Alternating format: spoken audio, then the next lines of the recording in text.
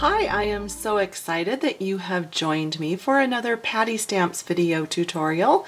This is Patty Bennett and I am going to show you today a couple of tips for using these fun new decorative masks from Stampin' Up.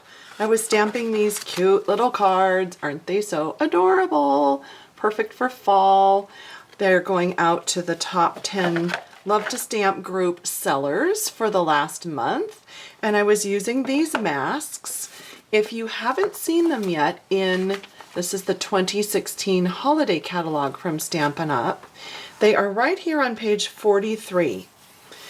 There are so many products in this 55-page catalog that there are a few that are really easily overlooked, and I happen to think that the masks are one of those things that are going to be overlooked. It's only $6 for the 4 masks, and I have some samples here for you that I'm going to show you, and I just wanted to touch base on a couple of ways that you might use them. So you can see the 4 patterns here. This one looks like a sweater. This one is the polka dots. I love that they're random. There are stripes, and then there's this really pretty swirly pattern. So let me grab my supplies and show you how I made this card. Okay, so a few samples. You saw this card where I used this one for the background. And then let me show you these samples that I made up. So the stripes are on the background in white cardstock and real red ink. The polka dots, I did a blue on blue, so I did Island Indigo on Marina Mist. And then this one that kind of looks like a sweater, I did on Calypso Coral. Sorry, I still want to say Cameo Coral, honestly. And I used Cajun Craze ink. So for all of these, I either used my sponge brayer or I used a sponge. You can also use a spritzer, and they give different looks. The one thing I really loved about using the sponge brayer was on this one, when I had the mask on top, this way, like that. I was brayering lots of ink here, and then I just let it kind of trail off. So that gives kind of a neat effect where it's not completely solid. So different ways you can achieve different effects. Let me show you what I did with this one. I used crushed curry cardstock and crushed curry ink. Now what I recommend is that you put down just a little bit of an adhesive so that your paper will stay in place.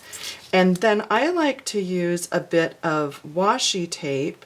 You could use painter's tape, or you could use any kind of a temporary adhesive. And I like to secure the top and bottom, and this is so that the pieces won't move around.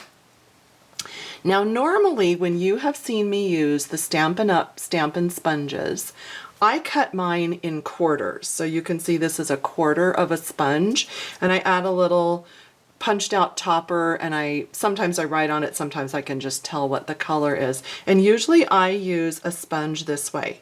Now what I have found recently is that I'm really enjoying using the whole sponge because it gets the job done super quick. You can cover obviously 4 times more surface than when you use a little one. So that's just something new I've been trying. And all I do is press the whole sponge into the ink pad, and then you can just rub, you can swirl, you can dab, you can pat, you can do whatever gets the ink on there the best for you. And one interesting thing I found was that you almost can't tell the ink is going on there. So you want to try your best to just fill up your sheet, and then you want to take a peek.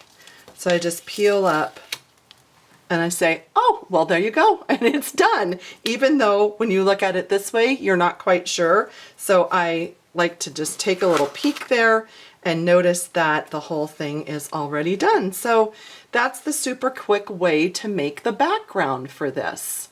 Isn't that fun? I love this. I love this pattern. really think it's cute. And I also wanted to give you another tip. Here's a bonus. Do you see this really cute little scallop in the background here? Well, not really the background. It's an accent piece. Wanted to show you that it's really easily achieved with the badge punch. And my friend Cindy showed me this, and it's awesome. It makes a cute little scallop. And she taught me this also. Start in the center if you want your scallops to be even. Now, I do happen to know that this one that is cut to 4 3/4 actually does turn out even if you start on the edge, but that's okay. We're gonna start in the middle, and you just punch, and then you realign, and you punch. And then I like to flip it over to punch this side because it's just easiest for me to hold it with my left hand and punch with my right hand. And there you have your cute little scallop piece for your accent. Isn't that great? Love this punch. So versatile. I love it when you get a second option out of your product. So there you go. Hope you'll try those fun decorative masks and have fun making all sorts of different background patterns. Have a great day. Bye.